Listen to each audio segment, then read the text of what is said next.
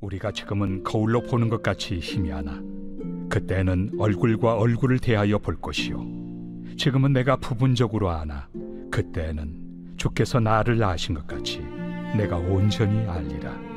그런즉 믿음, 소망, 사랑 이 세 가지는 항상 있을 것인데 그 중에 제일은 사랑이라.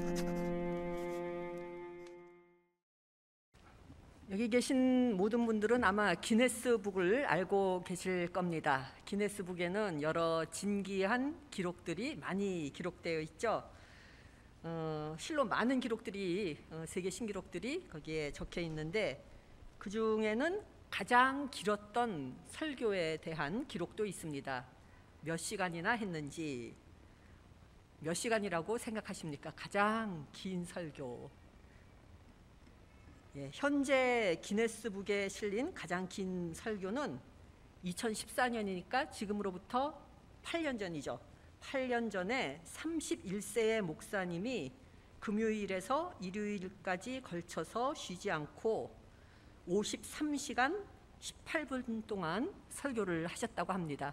물론 앉아 계신 분들은 53시간 동안 앉아 있을 수 없기 때문에 왔다 갔다 회중들은 계속 변했고 하셨는데 목사님은 계속 그럼에도 불구하고 설교를 하신 거고, 마지막 기네스북 그 신기록이 수립될 가능성이 보이자 일요일에는 한 300명의 사람들이 모여서 그 기네스북 기록이 세워지는 것을 목격했다고 합니다.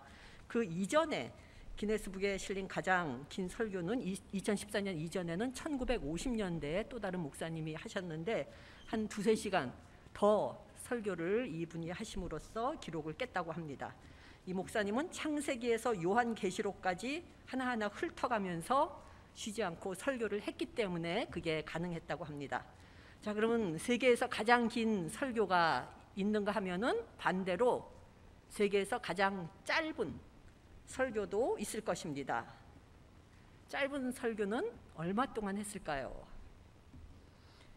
이 설교는 존 알브레히트라는 목사님께서 하신 설교인데, 이 목사님은 설교단에 올라가서 사랑 한마디 하시고는 설교 끝이에요. 그리고 다시 자리에 들어가서 앉으셨다고 합니다. 그런데 저는 이게 참 심오한 설교라고 생각합니다. 왜냐하면은 사랑이야말로 예수님의 가르침의 핵심이기 때문입니다. 이 사랑이 예수님의 가르침의 핵심이고 기독교의 핵심임에도 불구하고, 그리고 그것을 저희가 다 잘 알고 있음에도 불구하고 정말로 실천하기 어려운 것이 바로 이 사랑입니다. 왜 그럴까요? 살다 보면은 사랑하기 정말 힘든 것들이 있고 특히 사랑하기 정말로 힘든 사람들이 있기 때문입니다. 그런데 문제는 나에게 있어서는 그 사람 아니면은 그러한 것들이 그를 사랑하는 것이 정말 힘이 든데 다른 사람들은 그 사람을 사랑하는 사람이 있다는 것입니다. 이것은 무엇을 말하는 것일까요? 어떤 것을 좋아하느냐, 싫어하느냐, 사랑하느냐, 그렇지 않느냐의 여부는 순전히 우리의 마음가짐에 달려 있다는 것입니다. 지금은 기술이 굉장히 눈부시게 발전했습니다. 그래서 감정을 물리적으로, 화학적으로 아니면은 의학적으로도 조절을 할 수가 있습니다. 약으로도 조절을 하고 여러 가지 방법들이 있겠죠. 감정까지도 이제는 어느 정도 조절을 할 수 있는 세상이 되었지만, 그러나 아직도 이러한 방법을 통해서는 나에게 필요한 마음가짐, 지금 이 순간 나는 어떤 마음가짐을 해야 할까? 아니면 지금 이 순간 나는 어떠한 마음가짐을 버려야 할까? 하는 그러한 마음가짐의 문제까지 이러한 약들이 선별해서 조작을 할 수는 없습니다. 아직도 그러한 것들은 우리들 자신이 선별하고 선택하고 결단하고 실천에 옮겨야 하는 것들이기 때문입니다. 우리를 구성하고 있는 것은 이 몸이 있지만 또한 동시에 마음이라는 것도 있습니다. 우리의 몸을 이 세상 살아가는 동안 우리가 소중히 잘 써야 되겠지만은 마찬가지로 마음도 그렇습니다. 그렇기 때문에 마음을 잘 다스려야 한다 하는 것은 아무리 강조해도 지나치지 않을 것입니다. 자, 그러면은 우리의 몸을 구성하고 있는 것은 거슬러 올라가면 화학 물질이 되지만 우리의 마음을 구성하고 있는 것은 무엇이 될까요? 우리의 마음을 구성하고 있는 것은 바로 기억들입니다. 지금 내가 그러한 마음가짐을 갖는 것, 그러한 상황에서 그러한 생각을 하고 그러한 판단을 하는 것은 옛날에 그러한 비슷한 기억들이 있고 축적된 경험들이 있기 때문일 것입니다. 그런데 이 기억들 중에는 우리들에게 귀중한 교훈과 가르침을 주는 것들이 있지만 그와 정반대로 감추고 싶은 기억들이 있습니다. 하나님께서 아니면 다른 사람들이 그 기억만큼은 들추어내지 않아 주었으면 하는 그러한 부분들이 있습니다. 그리고 때로는 이 기억들은 나의 미래의 가능성을 가로막는 장애가 될 때가 있습니다. 혹시 그러한 기억들을 지금 생각나는 기억들이 있으신지요? 정말 지금 기쁘게 살고 싶은데, 사랑하면서 살고 싶은데 그러한 기억들 때문에 그 사람에 대한 사랑을 막고 있는 것들이 있는지요? 그러한 기억들이 있으시다면 이 시간 그리스도의 십자가 아래 그것을 조용히 내놓으시기 바랍니다. 주님을 믿는 믿음이 우리들에게는 있기 때문에, 그리고 이 주님은 우리가 그러한 것들을 극복하고 승리하기를 바라시는 주님이라는 것을 우리가 믿기 때문에, 그리고 우리가 주님께 도움을 구할 때 주님께서는 반드시 도움의 손길을 내어주시는 그러한 주님이시라는 것을 우리가 알고 믿기 때문에 믿음으로 그것들을 주님의 발 아래 가져다 놓으시기 바랍니다. 믿음이 있기 때문에 우리들은 그러한 용기를 낼 수 있고, 믿음이 있기 때문에 우리들은 그러한 것들을 극복할 수 있는 힘이 있다는 것을 저희들 알고 있습니다. 나 자신을 옥죄고 있는 것, 이제껏 나를 굴레 안에 갇힌 것 같이 만들어 놓았던 그러한 것들을 십자가 밑에 내려놓으시고 자유함을 얻으시기 바랍니다. 그리고 온전한 삶을 회복하시기 바랍니다. 오늘 성가대 찬양처럼 참된 평화를 발견하시기 바랍니다. 그렇게 되면 모든 일들이 제자리를 차지하기 시작합니다. 모든 일들이 제자리를 차지하게 될 때, 그때 주님께서 보여주시는 새로운 길이 눈에 보입니다. 헬렌 켈러가 이러한 말을 했습니다. 소망과 확신이 없이는 아무것도 이룰 수 없다. 이 말대로 믿음의 확신을 가지고 저희들이 소망하고 희망할 때 모든 일들이 가능해집니다. 이를 성경에서는 무엇이라고 말하고 있나요? 믿는 자에게는 능치 못할 일이 없느니라, 이렇게 말하고 있습니다. 그것이 믿음의 힘이고, 우리가 믿음을 가지고 있다는 것은 그래서 정말로 귀하고 감사한 것입니다. 주님의 은혜를 구할 수 있는 그러한 믿음이 있다는 것은 우리에게 주어진 특권이자 또한 감사해야 할 일인 것입니다. 오늘 말씀에서 이렇게 말하고 있습니다. 그런즉 믿음, 소망, 사랑 이 세 가지는 항상 있을 것인데 그 중에 제일은 사랑이라. 무슨 뜻일까요? 믿음의 완성은 바로 사랑입니다. 믿음은 주님께서 우리에게 선물로 주신 특권이자 은혜이지만 그것을 완성시키는 것은 사랑이라고 말하고 있는 것입니다.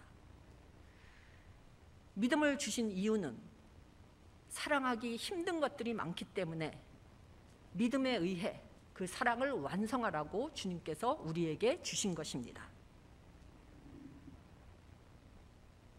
우리는 여러 가지 기준으로 나 자신을 판단하고 다른 사람들을 판단할 때가 있습니다. 어떤 기준으로 판단을 하나요? 흔히 외모, 아니면 학벌, 아니면은 소유물의 많고 적음, 아니면 이룩한 일들의 양, 이런 것들에 의해서 한 사람을 판단할 때가 있습니다. 그러한 것들이 세상적인 기준의 척도가 됩니다. 그러나 중요한 것은 주님께는 이러한 것들이 중요하지 않다는 것입니다. 주님께서 보시는 기준은 다르기 때문입니다. 주님은 무엇을 보시나요? 우리의 중심을 보십니다. 우리의 마음을 보십니다. 더 정확하게 자세하게 이야기한다면 우리의 마음 속에 사랑이 얼마나 있는지, 얼마나 크고 넓은 그리고 깊은 사랑을 그 마음속에 간직하고 있는지 그것을 보십니다. 오늘 말씀 중에 우리가 지금은 거울로 보는 것 같이 희미하나 그때에는 얼굴과 얼굴을 대하여 볼 것이요 지금은 내가 부분적으로 아나 그때에는 주께서 나를 아신 것 같이 내가 온전히 알리라, 이렇게 말씀하고 있습니다. 저희 모두는 삶의 종착점에 이르러야 할 때가 있습니다. 삶의 종착점에 이르러 주님 앞에 섰을 때, 그때야 비로소 우리들은 오늘의 이 성경 말씀처럼 우리의 모습을 뚜렷하고 온전하게 볼 수가 있게 됩니다. 그리고 이 모습은 지금 내 자신이 생각하는 나는 이러한 사람이야, 나는 이러저러해 하고 생각하는 그 모습과는 다른 시각에서 그때는 우리의 모습을, 자신의 모습을 보게 됩니다. 왜냐하면 주님께서 보시는 그 시각으로 그때야 비로소 우리가 나 자신을 볼 수 있게 되기 때문입니다. 주님께서는 우리가 무엇을 생업으로 살며 살아왔는지, 어떤 학교를 졸업했는지, 어떻게 많은 물질을 축적했는지 이러한 것을 보시는 것이 아니라 주님과 어느 정도로 닮아가면서 이 세상을 살았는지 그것을 보십니다. 그리고 이 주님은 사랑이십니다. 다시 말씀드리자면 이 세상을 살아가면서 얼마나 많이 사랑을 실천했는지, 베풀었는지, 그래서 그 사랑의 크기를 삶을 살면서 얼마나 그 크기를 늘려갔는지 이것을 본다는 말씀입니다.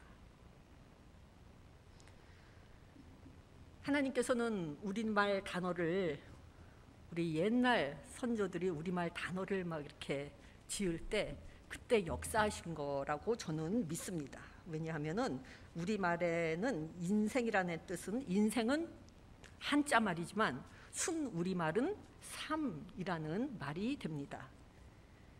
삶이라는 말이 있는가 하면은 또 순 우리말인 사람이라는 말도 있고 사랑이라는 말도 있습니다. 이 세 가지 말을 합치면 삶, 사람, 사랑이 되고 오늘 설교의 주제가 되기도 합니다. 삶이란 말은 무슨 뜻인가요? 살아감이란 뜻입니다. 살아감이 줄여가지고 삶이 된 것입니다.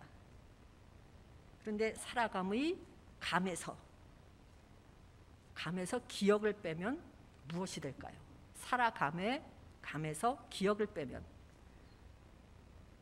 사람이 됩니다. 자, 무슨 말일까요? 우리말에서 사람이라는 말은 살아가는 존재라는 뜻을 지니고 있는 것입니다. 그렇다면 사람이라는 말에서 미음을 이응으로 바꾸면 무엇이 될까요? 사람에서 미음을 이응으로 바꾸면 사랑이 됩니다. 우리말에서는 이처럼 삶이라는 말과 사람이라는 말과 사랑이라는 말이 서로 연결되어 있습니다.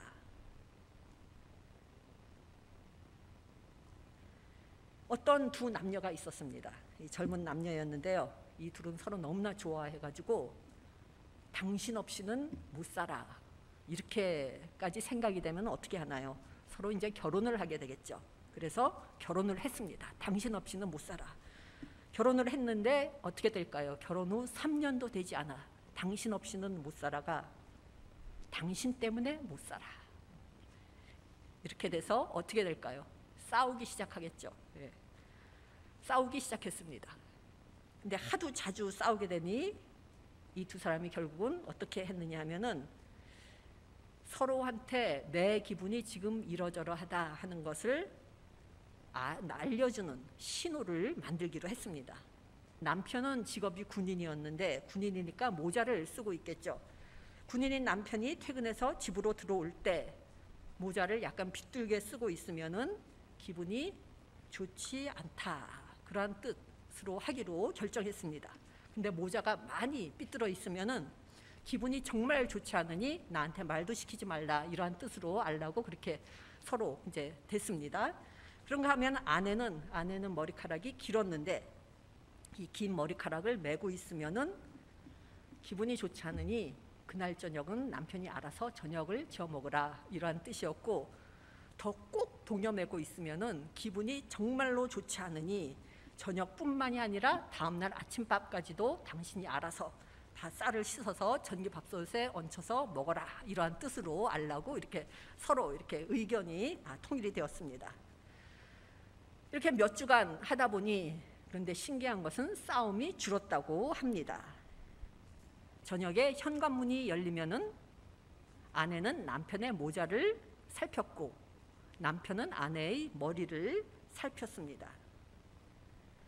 그런데 그보다 더 중요한 것은 남편이 퇴근해서 집에 문을 열 때 자기의 모자를 내가 정말로 그 정도로 삐뚤게 쓸 정도로 기분이 나쁜가, 이것을 생각하게 됐고, 아내의 경우도 마찬가지로 내가 머리를 동여맬 정도로 내 기분이 정말로 나쁜 것일까, 이렇게 자기 기분을 생각하기 시작했습니다. 그래서 아내는 기분이 좋은 날이면은 더 곱게 이렇게 차리고 남편을 위해서 꾸미기 시작했습니다. 그렇게 살던 어느 날 저녁, 뜻하지 않은 일이 벌어졌습니다. 남편이 모자를 삐뚤어지게 썼는데 그저 삐뚤어진 정도가 아니라 모자를 아예 거꾸로 썼습니다. 그렇게 하고 문을 열어서 보니까 아내가 머리를 묶었는데 다른 때보다도 더 질끈 세게 묶었습니다. 이 두 사람이 서로 바라보다가 누가 먼저라고 할 것 없이 그냥 서로 껴안아 주었다고 합니다. 그래, 당신이 오늘 정말 힘든 하루를 보냈군요 하는 생각에서 껴안아 주었다고 합니다. 삶, 사람, 사랑. 하나님께서 이 세 단어를 우리말에서 이렇게 비슷하게 짓도록 하신 것은, 살아간다는 것은 사람들을 사랑하는 것이고 그것이 바로 우리들의 삶이다 하는 것을 이 단어들을 통해서 가르쳐 주시기 위함이 아니었나, 이렇게 생각합니다. 삶, 사람, 사랑, 이것을 산수 공식으로 한다면 사람 플러스 사랑은 곧 이꼴 삶이 되는 것입니다. 이 중에는 라떼를 좋아하시는 분이 계실 겁니다. 카페 라떼. 저도 옛날에는 아주 정말 좋아했는데 요새는 사정이 생겨서 먹지를 못하지만은 이 라떼가 있습니다. 그런데 저는 행복한 삶은 라떼와도 같은 것, 이렇게 생각을 합니다. 라떼는 어떻게 해야 라떼가 만들어지나요? 커피에 우유를 부어야 합니다. 커피에 우유를 부어서 넣게 되면은 커피와 우유가 섞이게 되고 이 둘은 한번 섞이면은 다시는 분리할 수가 없습니다. 행복 라떼는 삶이라는 커피에 사랑이라는 우유를 넣음으로 이 둘이 섞여 서로 분리할 수 없을 때 만들어지는 것입니다. 나이가 들어가면서 우리의 몸은 기능이 쇠하게 되고, 그래서 옛날에는 번쩍번쩍 들 수 있거나 저 멀리 갈 수 있었던 그러한 곳도 이제는 갈 수가 없게 됩니다. 무거운 것을 이제는 예전처럼 들지 못합니다. 예전처럼 내 몸의 각 부분이 기능을 다하지 못합니다. 우리의 신체는 그럴지라도 우리들 안에 있는 사랑은, 이 사랑만큼은 노쇠하지 않고 그대로 있습니다. 사랑은 우리의 영혼이자 우리 존재의 본질이기 때문입니다. 힘들고 어려운 일이 있으신가요? 그렇다면 땅 밑을 바라보지 말고 하늘을 우러러 주님을 보시고 자신의 내면을 들여다보면서 내 마음속에 지금 사랑이 남아있는가 한번 확인하시기 바랍니다. 그리고 그 사랑의 힘에 의해서 그 어려운 일들을 헤쳐나가시고 중요한 결단 앞에 섰을 때 그 사랑의 힘을 가지고 올바른 결단을 하시고 나아가시기 바랍니다. 그렇게 된다면 어떠한 환경과 어떠한 상황 속에서도 이 사랑이 그 힘을 드러내고 빛을 발할 것입니다. 우리는 주님을 믿는 신앙인이기 때문에 믿음 가운데 우리가 그러한 것들을 할 수 있습니다. 간절히 바라고는 저희 모두가 주님께 대한 굳건한 믿음 가운데 그리스도와 연합하여 완전한 사랑의 빛 속에서 그렇게 사는 축복을 저희 모두가 누리게 되기를 간절히 기원합니다. 기도 드리시겠습니다. 사랑과 은혜의 주님, 주님의 구원하시는 은혜에 감사드립니다. 또한 예수 그리스도를 통하여 저희들에게 사랑의 본을 보여주심을 감사드립니다. 이 시간 간절히 간구드립니다. 저희들의 마음을 주님께서 주시는 사랑의 온기로 가득 채워주시고 주님의 사랑의 빛으로 저희를 감싸주시옵소서. 그리하여 저희들 모두가 주님께 대한 굳건한 믿음 가운데 사랑을 실천함으로 주님을 드러내고 이 세상에 희망을 심는 저희 모두가 되게 하여 주시옵소서. 이 모든 말씀 예수님 이름으로 기도드립니다. 아멘.